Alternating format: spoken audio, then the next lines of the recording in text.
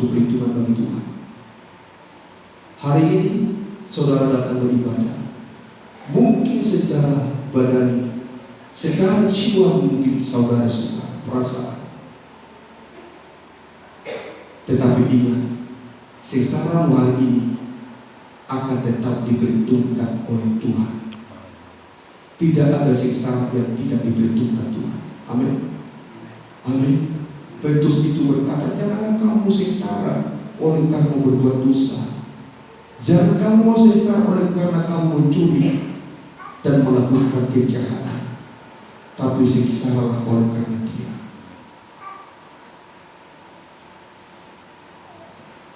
Mau tidur di gereja, sengsara enggak?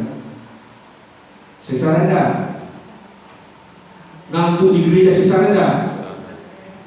Sengsara enggak? Loh, kok enggak dijawab?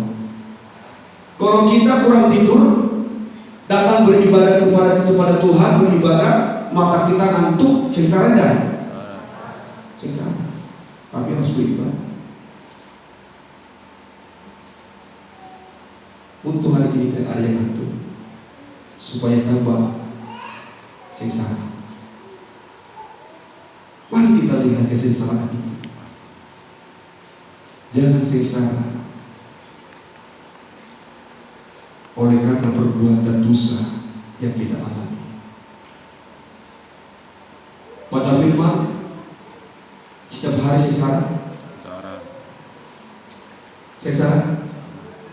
Kalau saudara mengatakan tidak sengsara omong kosong, seandainya dia itu tidak sengsara dalam pribadimu, maka saudara akan setiap hari baca firman.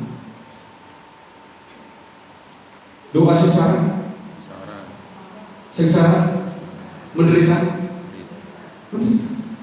Sebab bilang kalau kita berdoa jam 4 pagi tidak sengsara lagi.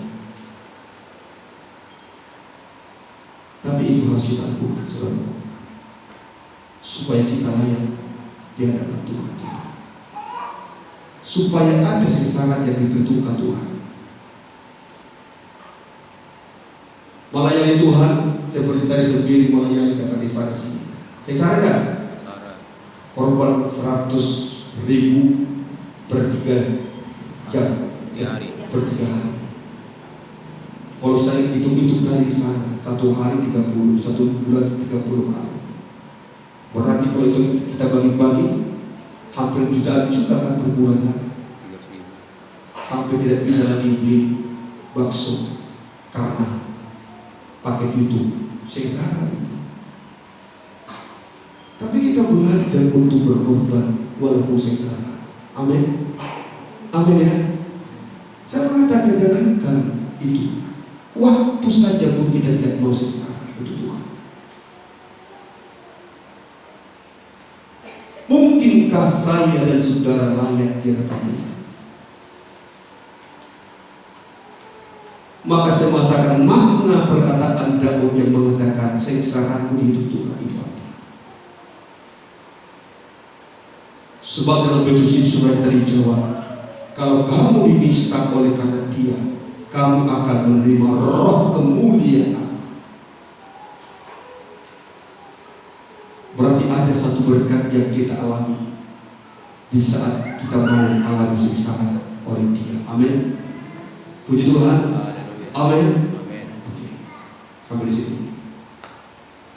Kedua, air mataku Dia simpan dalam keringatnya. Hari-hari ini saya melihat banyak air mata. Di sana sini ada tangisan, dan tangisan itu tidak akan membawa berkat dalam kehidupannya, sebab tangisan yang tidak terhitung di hadapan Allah. Kalau kita mau belajar tentang tangisan, dalam Alkitab ini ada tangisan yang menyakitkan hati Tuhan, ada tangisan yang ditolak Tuhan, tapi ada air mata yang disimpan oleh Allah dalam keringatnya. Mungkin kita sering menangis. Tadi istri menangis, Saya melihat matanya sudah bengkak, menangis. Saya juga begitu nangis karena melihat tangisannya dia. Tapi untunglah tidak banyak air mata. Saya berpikir, sayang kali air mata ini. Apakah nanti air mataku ini disimpan dalam keribat Tuhan atau tidak? Karena tadi kami mendapatkan berita ngeri tidak bisa dihubungi. Mulai dari semalam, mulai hati istriku pecah. Anakku itu, siapa yang menjaga dari sana air mata mengalir. Saya melihat mata sudah bengkak, banyak bercucuran. Saya dia begitu, saya sempat berkata waktu itu, saya kali yang pertama ini.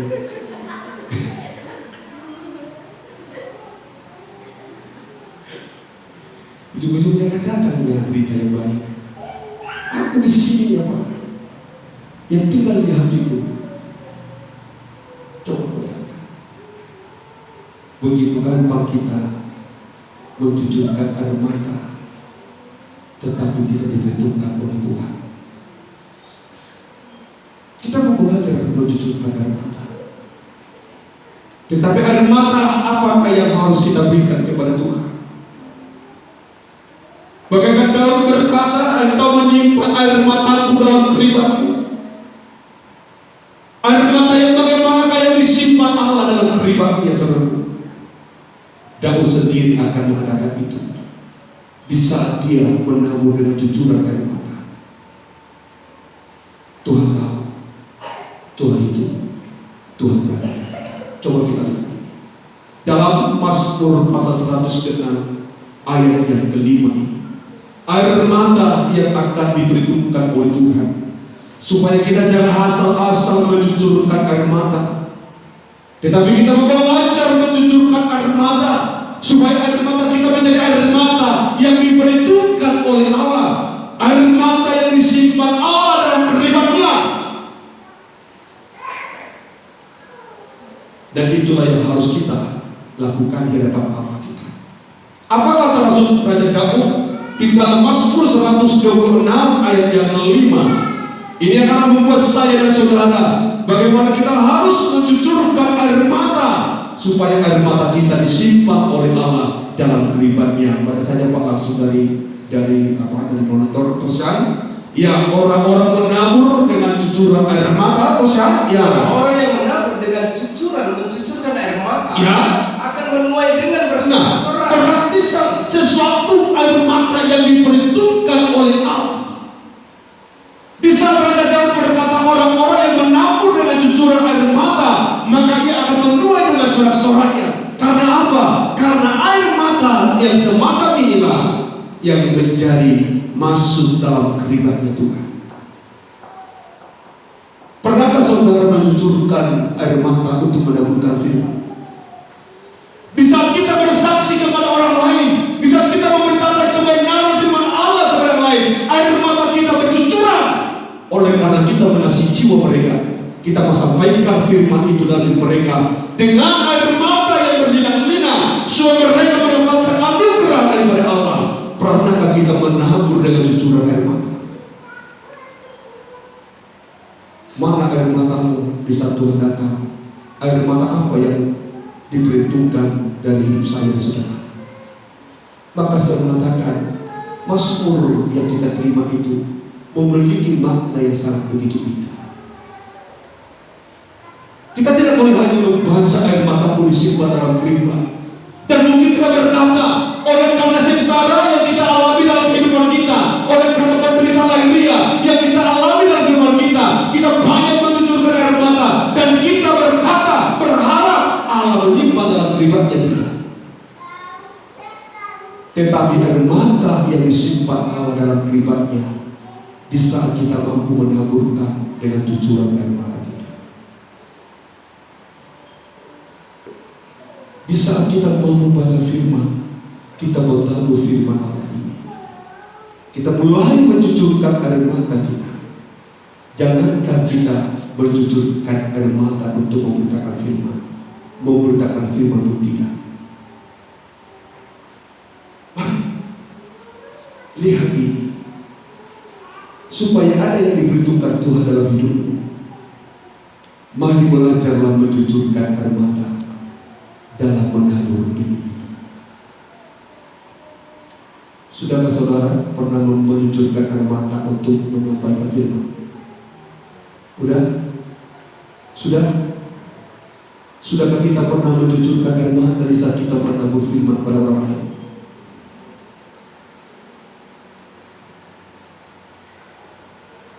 Mana air mata kita? Maka saya mengatakan, sungguh kita masih jauh dari kehendak Allah itu. Cucurkan air mata, sampaikan kebenaran firman. Jangan kita menjadi orang Kristen yang patuh. Kalau Yeremia mengatakan, seadanya kepalamu penuh dengan air mata, aku akan mencucurkan air mata sepanjang hari untuk menangisi umat Tuhan. Saya belum pernah menangisi bangsa-bangsa. Saya belum pernah menangisi jiwa-jiwa. Mungkin kita berkata itu, tetapi hari ini Tuhan katakan, cucurkan air mata untuk penangguhan benih. Di saat kita menyampaikan firman, lihat jiwa yang terhilang itu. Di saat kita mau mengasihi jiwa-jiwa, lihat pribadinya yang sangat begitu mengharapkan kasih sayang Allah. Di saat kita menyampaikan firman, ada cucuran air mata. Maka air mata itu akan disimpan oleh Allah dalam kerimatnya, dan itu akan mendatangkan berkat sorak-sorai dalam hidup saya dan saudara. Kalau kita mau menaburkan firman oleh karena air mata, maka saya mengatakan kepada kita, mari kita banyak menyimpan sesuatu bagi Tuhan. Mari kita berbuat banyak bagi Allah, supaya ada Allah memperhitungkan sesuatu yang kita berbuat bagi Dia. Sebab apa yang kita lakukan, tidak satu pun yang tidak itu Tuhan, termasuk air mata itu Tuhan.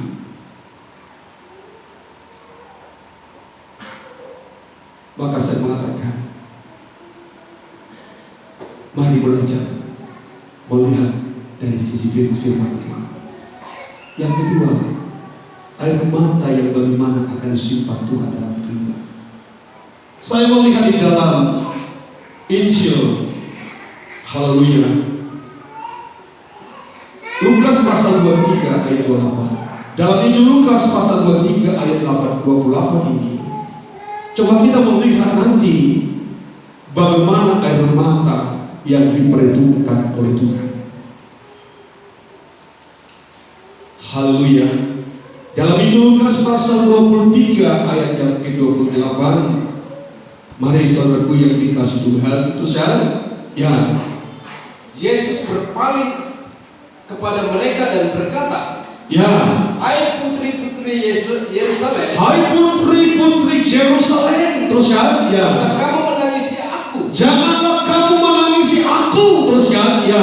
Kan tangisilah dirimu sendiri. Melainkan tangisilah dirimu sendiri dan anak-anakmu. Berarti ini perintah Tuhan untuk menangis. Jangan Tuhan memerintahkan kita untuk menangis. Tapi kali ini kita melihat saudara yang dikasih Tuhan, Tuhan sendiri yang memerintahkan, menangislah engkau. Tapi jangan tangisi saya, tangisilah dirimu sendiri dan tangisilah anak-anakmu. Air mata semacam inilah akan menjadi air mata yang disimpan oleh Allah dalam pribadinya. Kalau kita bisa menangis diri kita sendiri, Tuhan, Engkau lihat saya sungguh banyak berbuat jahat di hadapan Engkau. Tuhan, inilah aku manusia yang berdosa, Tuhan. Engkau ampuni saya, aku manusia yang lemah. Berikan kekuatan bagi saya, Tuhan, untuk aku dapat memuji-muji Engkau. Kalau kita berdoa untuk diri kita sendiri untuk pertobatan, banyak kita mencucurkan air mata, maka itu air mata yang akan disimpan Tuhan dalam kehidupannya. Bisa kita melihat anak-anak kita di dalam kehancuran moralitas. Kita melihat anak-anak kita jauh daripada Tuhan. Melihat anak-anak kita tidak menghargai anugerah kasih Allah. Kita sebagai orang tua menangis daripada Allah. Tuhan, lihatlah anak saya yang jauh dari Engkau. Cucuran air mata itulah yang akan disimpan oleh Allah dalam kehidupannya. Suatu saat air mata itu akan dihidup Tuhan menjadi satu jawaban doa. Amin. Amin. Sekali lagi saya katakan, seorang tua yang mampu mencucurkan air mata untuk anaknya. Air mata itulah yang akan diperhitungkan Allah dalam kehidupannya. Dan oleh karena air mata itulah, maka saudara akan mendapatkan jawaban dari Tuhan atas doa. Sebab apa? Sebab saudara mencucurkan air mata oleh karena anak-anak. Jangan lihat anakmu menjadi anak yang tak pernah menghargai Tuhan, kamu tak pernah cucurkan air mata. Saya teringat di waktu saya dipulangkan dari Lempingan, kepala asrama kami mengatakan dia harus pulang. Tapi direktur beliau tidak mengatakan, panggil Pak Ramsis, panggil kepala asrama. Kami dipanggil. Direktur kami mengatakan, Brent, kamu tahu, ini si Permata harapan bapaknya satu-satunya. Dan kamu harus tahu, air mata bapaknya banyak mengalir di tangan saya. Saya tak pernah berpikir menjadi seorang hamba Tuhan. Sedikit pun saya tak pernah ingin hamba Tuhan. Saya mohon, saya tidak mau. Hamba Tuhan sengsara. Hamba Tuhan itu menderita. Tetapi di saat saya ingat itu, saya berkata itu jawaban doa. Di saat saya menjadi seorang hamba Tuhan ini, itu jawaban dari mata orang tua saya.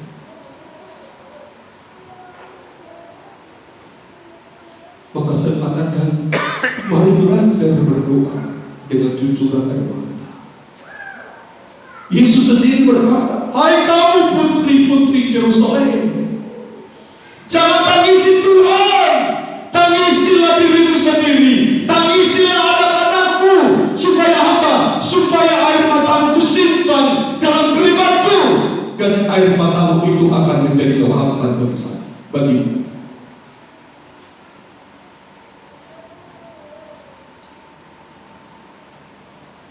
Jangan lihat anak kita jauh dari Tuhan, kita dalam tidur.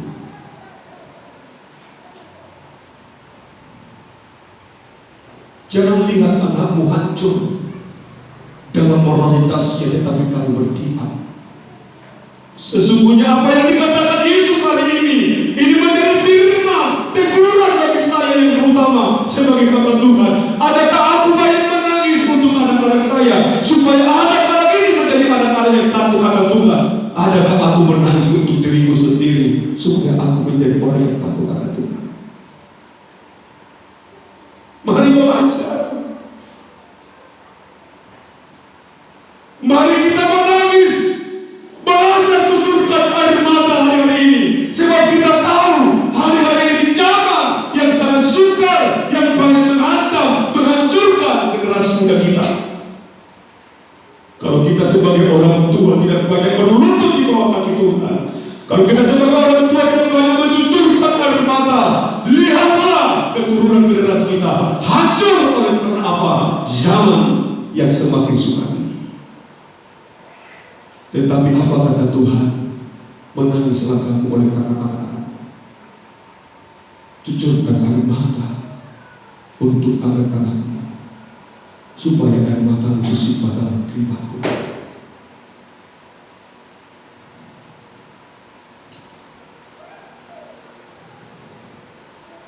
Amin. Mungkin tidak berkata anak saya masih kecil, tak perlu berdoa.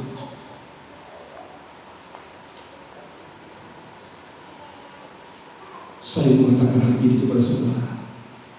Semua anak-anak sejak lahir dipersembahkan kepada Tuhan dalam pertumbuhan. Doa Hana ini menjadi satu kekuatan mengantarkan Samuel menjadi seorang yang berkenan dengan Tuhan. Doa seorang ibu, doa sebagai orang tua. Saya katakan kepada saudara, sangat diperhitungkan oleh Tuhan.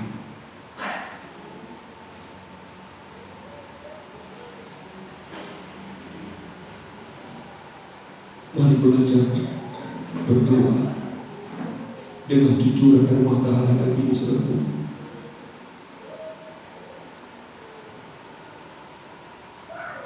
Jangan kita hanya sibuk memberikan hadiah jasmani, pendidikan jasmani, sekolahkan anak tinggi, tapi kita tidak pernah berdoa dengan jujur dan mata bagaimana mereka menjadi orang-orang yang takut kepada Tuhan.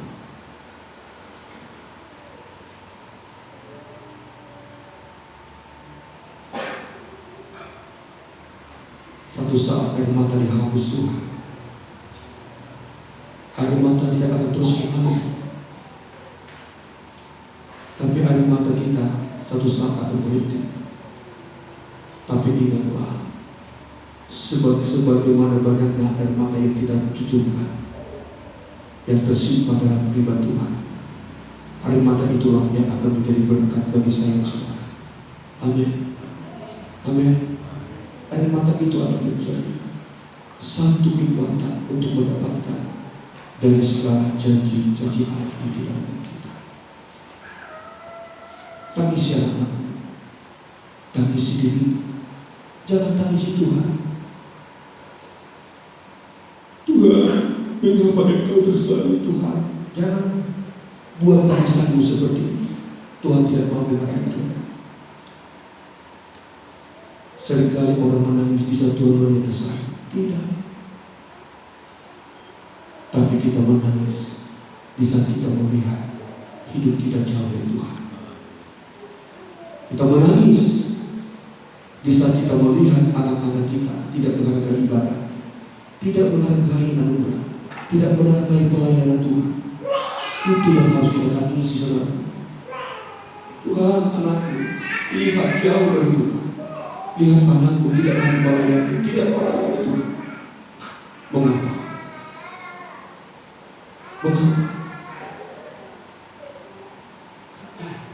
Saya mengatakan hal itu kepada saudara. Tuhan katakan, jangan tangisi Yesus, tangisi mereka, tangisi diri, tangisilah anak.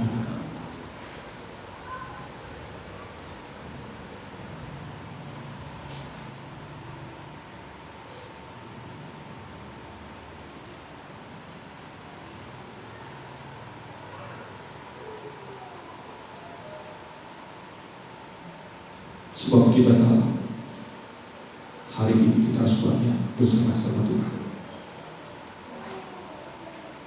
Kita harus tahu tidak ada kekuatan kita untuk hidup berjalan dalam kebenaran. Tapi aku yang tahu ada doa yang menjadi kekuatan kita. Amin. Ada tangisan, ada air mata yang akan menjadi kekuatan saudara dan saya untuk menjalani hidup ke depan. Mari banyak berdoa untuk anak-anakmu. Kita sama berdoa untuk anak-anak kita. Tadi saya katakan ibu gembala menangis karena anaknya tidak nampak. Itu tangisan. Tapi pernahkah kita menangis di saat anak kita terhilang dari Tuhan? Mari kita pikirkan itu. Mungkin tadi gembala, anakku tidak nampak lagi. Sebagai ibu yang melahirkan, dia nangis luar biasa. Itu baik. Itu bentuk rasa kecintaan terhadap anaknya. Tapi yang lebih, kita harus renungkan hal ini. Pernahkah kita mencucurkan air mata berlinang-linang oleh karena anak kita setelah hilang dari Tuhan? Sudah jauh dari Tuhan, tidak lagi nampak di hadapan Tuhan. Mari kita renungkan ini. Kalau kita mau air mata kita menjadi air mata yang disimpan dalam keribatnya Tuhan, berdoalah untuk dirimu, berdoa untuk anak-anaknya kita. Jangan sekali-sekali kau membiarkan air matamu tidak mengalir di saat anakmu tidak ada di dalam Tuhan.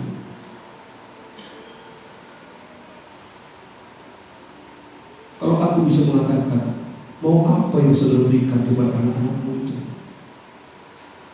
Dalam menghadapi masa depan ini, mau apa yang kau saudara berikan? Mau apa yang mau kita berikan saudaraku?